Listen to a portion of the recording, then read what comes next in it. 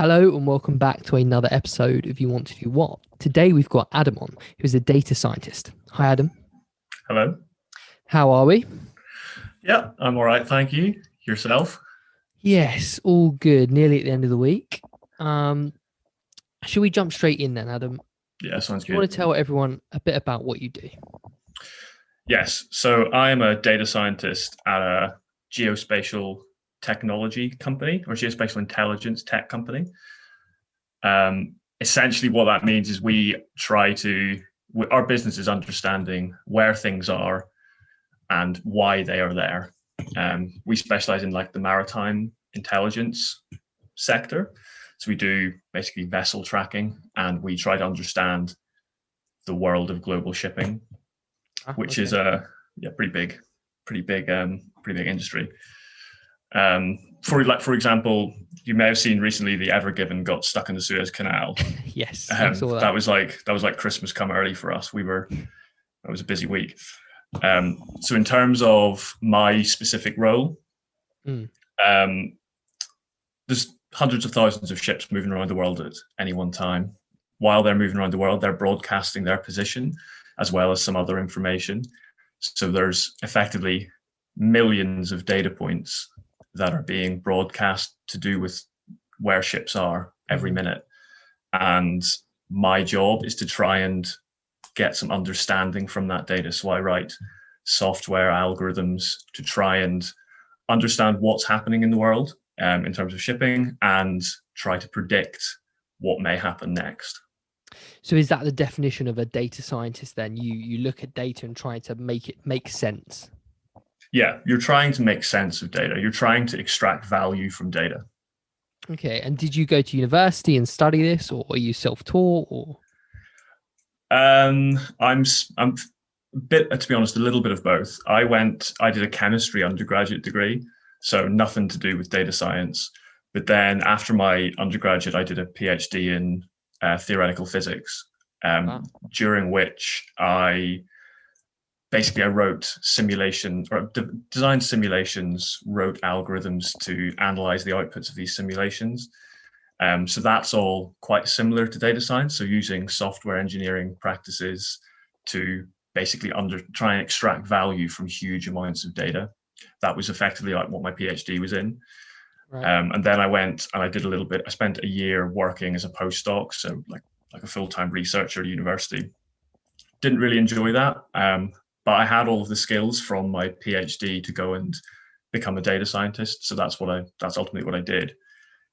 I'm not necessarily sure if to be honest, that's quite a common route into data science. There's a lot of former academics who've done PhDs, spent a lot of time dealing with data that you just naturally pick up and generate when you're doing like these advanced degrees. And then they end up going in and becoming data scientists off the back of it. Okay. But not necessarily a formal education. Sure. In that sense. And data science, is this something that can be applied to a multitude of different industries? Yeah, that's kind of the beauty of it, to be honest. You can work, across the business space, really. So I gave a little introduction to what I do in geospatial intelligence, but that's just a single example of it. Really, you can go and work in, banks or in the financial industry, and try and predict and understand how markets move. You can go and work in retail. So I know people that work as data scientists for Sainsbury's. So using machine learning to understand or to predict the needs of certain shops ahead of time, so that you can sort the logistics out beforehand. Like, wow, you can work anywhere. And the beauty of it as well is every single day companies are starting to become aware of the fact that they're, almost, if you've got a website, for example, you are generating data for free. And you need data scientists to try and understand that data. And there's always value in data. Well, this is a really interesting conversation, because we've recently started having people from the world of software development and coding and that kind of world on the podcast. My mind's been really sort of blown by the scale and how quickly companies are like, oh, right, we need to catch up here. Let's develop our own software, let's manage our data better. Are you seeing this industry really starting to sort of explode and grow now? Yes, I think so. I mean, I'm not entirely sure about how much if it's been recent or if it's been gradual. But so on the data, thinking specifically about data science, one thing that I've noticed is the roles in the data science sort of sphere are starting to become a lot more specialized. So I've got in my job, I kind of do a little bit of everything because it's a startup, and we can talk about that if you know what working the startups like if you want a bit later. But in other, I think so in larger companies, you will have data engineers, so people who are just solely focused on how to manage data. You have you have machine learning engineers who are specifically thinking about how to take machine learning solutions and deploy them so that customers can see them. You've got just specifically data analysts or software engineers. They all work in the data science sphere, if you will, but work on different parts of the pipeline, if you will. So that's the main thing that I've noticed recently, is that the whole field is starting to almost diversify a little bit and become quite specific in certain areas. Okay. And how much of the job is dealing with code and coding versus managing databases? I mean, they're arguably quite similar things. I mean, so as far as coding is concerned, you have to do it every day. I don't think, in terms of skills, I would say that's probably the main skill that you need to get in. Your question earlier about degrees. You could maybe get away with getting into data science, that is, without having a degree, but you would need to demonstrate exceptional software engineering skills, I would say, because you have to use it so much. Like every single day, I would spend 3 or 4 hours looking at code, looking and developing code. So that is a key skill, I would say. As far as the database thing is concerned, like I personally don't have a huge amount of interactions with databases, but you other data scientists will, because it can be quite big in other areas. Okay, so you mentioned you're working at this startup, and what's an average day there like for you doing this role as data scientist? Very, very varied. I think if you worked in a bigger company, you would maybe have a slightly more settled and structured sort of a day-to-day life. Startup can be a little bit more chaotic as you sort of jump around to meet the needs of customers, and because it's a slightly smaller, well, in many cases quite a large or quite a small team. So day to day, it changes a lot. This week, for example, I refactored some legacy code. I wrote a lot of code earlier in the week to produce data visualizations that we're going to go into one of our front-end platforms that customers will get to see. Last week, I did a lot of software deving, and I did a lot of data investigations. So like looking at data, basically data analysis. Week before that, I was building and deploying machine learning algorithms to AWS. So very, very different day to day. But I think that's just working in the startup, really. Sure. And what really excites you about the role you're currently in? Currently the thing I enjoy about my role is the subject matter. So I alluded to it earlier, like there's data science jobs everywhere, and you will get, in all of these jobs, you're not going to be applying the same skills necessarily, but it'll all be relatively similar from a technology point of view. The real advantage that I think I've got in my role that means I really enjoy it is the subject matter. So the world of global shipping and trying to use data to investigate and understand, for example, the illegal oil trade. So how is Iranian and Venezuelan oil making it into the global markets against international sanctions? That's one of the projects that we've been working on recently. Wow. And Yeah, it sort of passes the "can you talk about this in the pub" test. Um, and I think a lot of like data science problems you could put people to sleep. But I think the subject matter that we have at GeoLect is quite interesting. That is really cool. Are you guys using it? Is insurers using it? I've got a background in insurance broking, and that sounds like something that insurers would be sort of very interested in to track their risks and things like that. Yeah, that absolutely. We work a lot with maritime insurance companies, as well as we also do a lot of work with so we do like freelance investigations where someone would come to us and say, look, we think X has happened in this particular part of the ocean. Can you shed any light on it? How And then cool. we'll So go away you're using tech to investigate things that are happening all around the world. Yeah, exactly. That is so cool. Yeah, so like we looked at oil spills. So who was responsible for this particular oil spill in the Persian Gulf, or a vessel has crashed into another vessel. Who did it?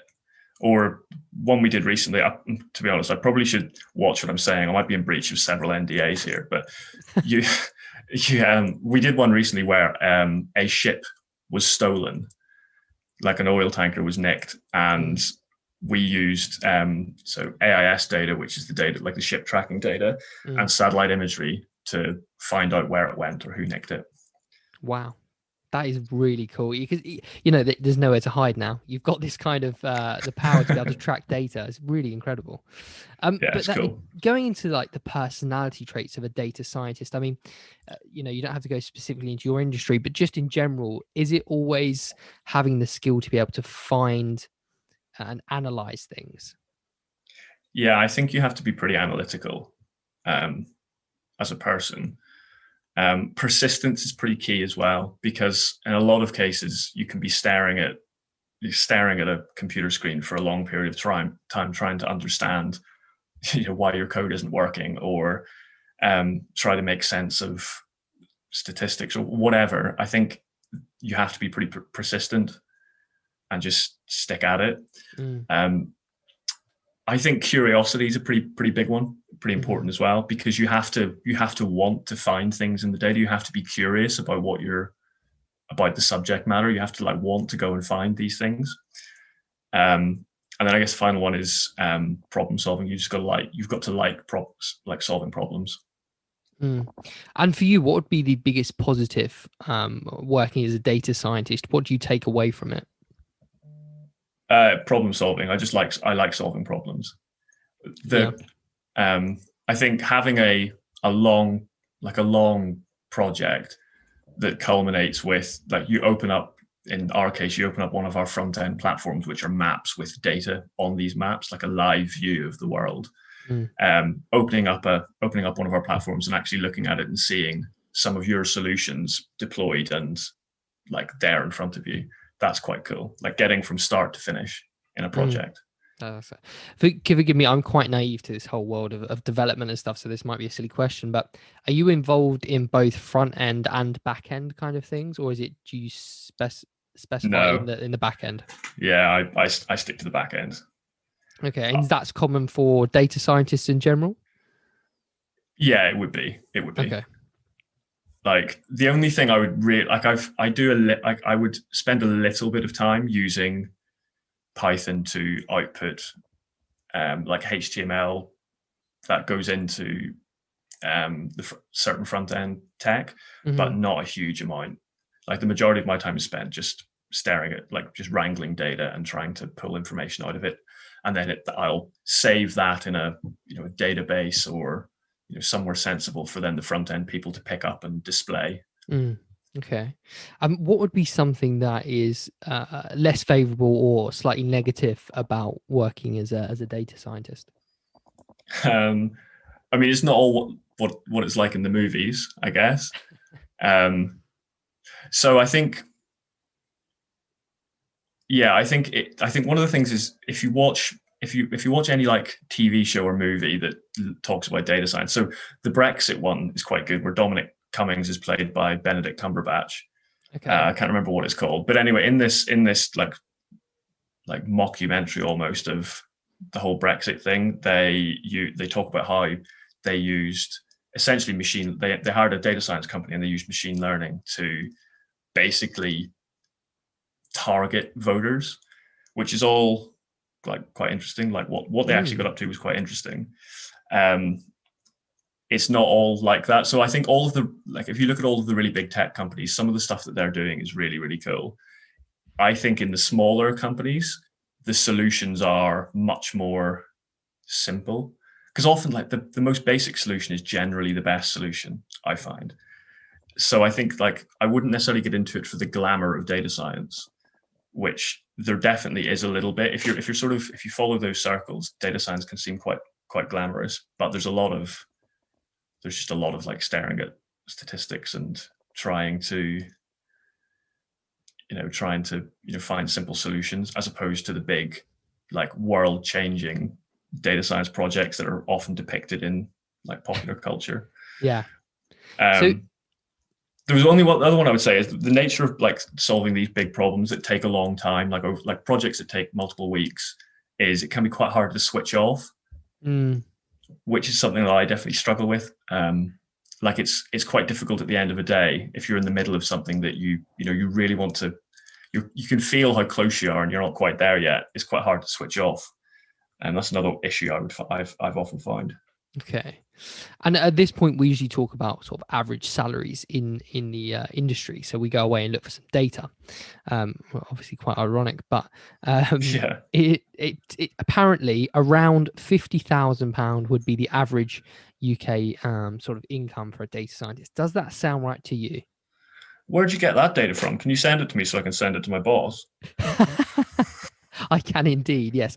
We just put together a load of, basically just use the internet and put together some figures from different sources and come to that figure. But apparently that's the average. But I guess it's skewed a lot because, like you say, you can work in so many different industries. Exactly, yeah, exactly. I think generally the starting salaries I've seen would be somewhere between like 25 and 30,000 pounds. I think with a bit of experience, you can then push on to maybe somewhere like 35 to 40. After a few years, I think the average salary, yeah, you're right, would be around 50,000. And then again, you sort of see adverts for manager or lead data science roles, which would be sort of in excess of 60K. Okay. And have you got any tips or advice for anyone listening to this and thinking, I'd love to get into data science? Is there anything they can do? Or is it a case of, hey, look, go to university and study something along similar lines to what you've done, or anything else?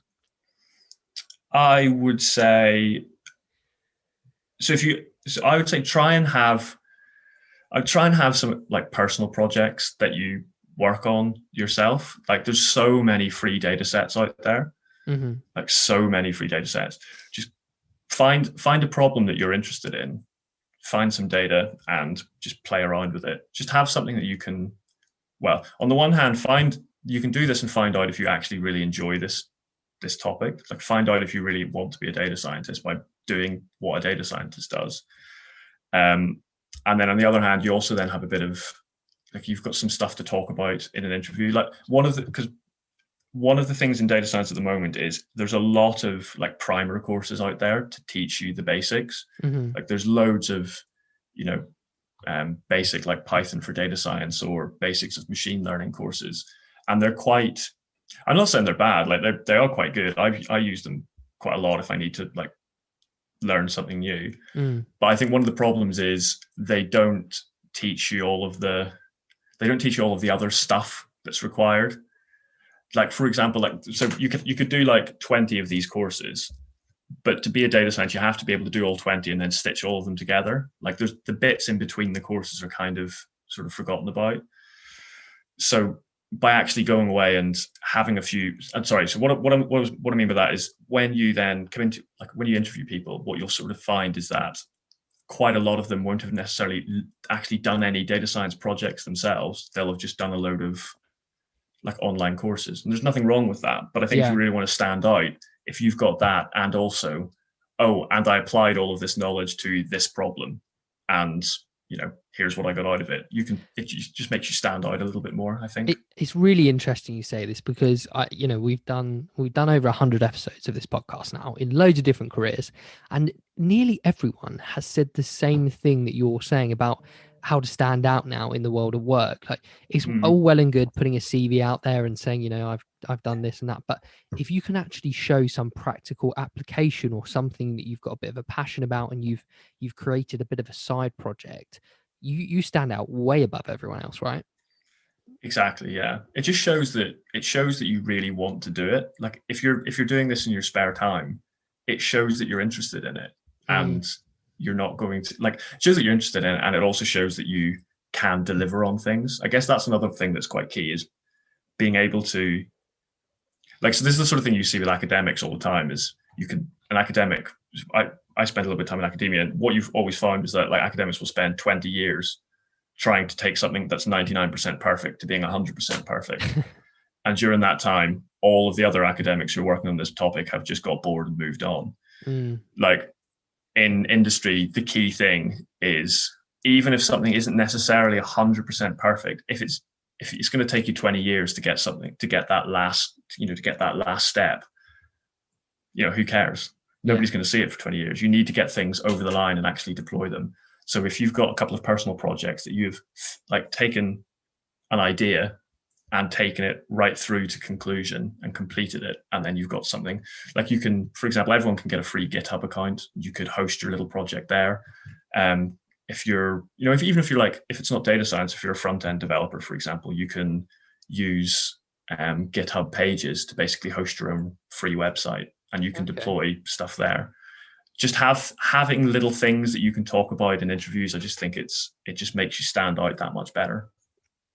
Definitely. And you sort of mentioned machine learning a bit earlier. Is that a big part of what you're doing?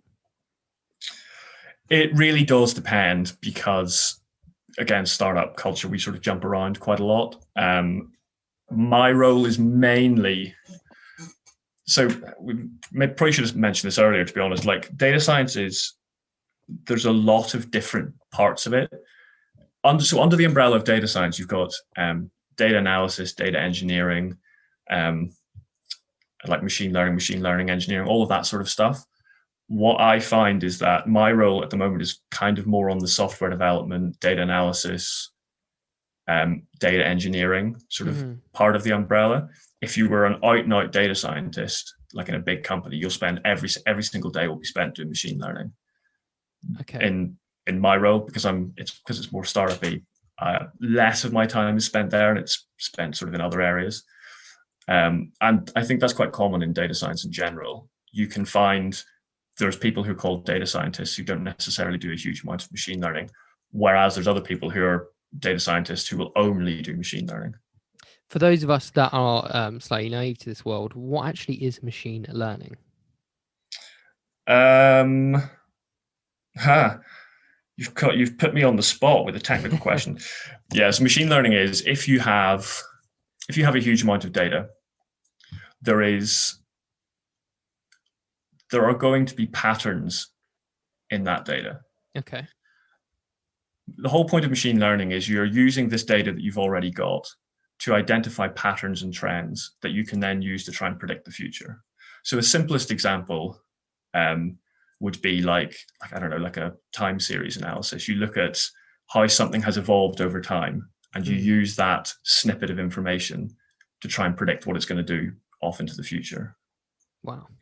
So in the case of, so I mentioned it earlier, the Dominic Cummings, Benedict Cumberbatch Brexit movie. Yes. In that particular case, they were using, so they had a database of people who they knew were going to be voting for Brexit, and they used, basically they used this data to identify the traits or the trends of what you would expect a Brexit voter to be. They then trolled through like the Facebook data to identify more people that match those trends.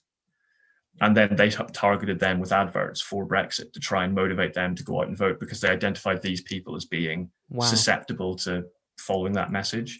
So this, like, the simplest answer is you're using data to try and make predictions. That sounds like an incredibly powerful tool. And I didn't really know that Yeah, how the literally. world was. That's amazing. Um, and for you, what would be something that would be in your job description, maybe, but you never thought you'd have to deal with as a data scientist? To be honest, I was a little bit naive about like the interpersonal skills that you need. Okay. I sort of thought I'll come in, I'll have a few meetings every now and then I'll go away and I'll just stare at a computer screen and like write code all the time. In reality, a huge part of your job is interacting with other people. So interacting with managers, other data scientists or front end developers, back end developers, to sort of form the connecting parts of a project, but then also to like senior leadership. So if you've spent, I don't know, 6 weeks working on a particular project, you then have an update meeting with one of the senior bosses so in our case, all of our bosses are like basically like former Navy. So they're very, very smart people, but they're not necessarily data minded. Mm-hmm. So you have to be able to take what you're doing, which is incredibly technical, and convey it to them in language that in sort of common language that they will understand, so they know exactly what you've done, and you don't just baffle them with statistics. That is the exact answer we've had from the other people in the world of software development and that Yeah, kind of techie world. It's such a common theme, I think. Well, we found it so far that you want to be in the tech role, doing the tech role, but there is this, interaction side where in a company you're expected to be able to explain what you do to people who literally have no idea what you're doing. yeah, and also there's another element to it, which is like being, I guess you could just call it empathy. So every so often I'll sit in on a call with a client or on a sales call as like the technical expert or a technical lead. Mm. And you've got to be able to listen to what the customer is actually asking, understand what it is specifically that they want.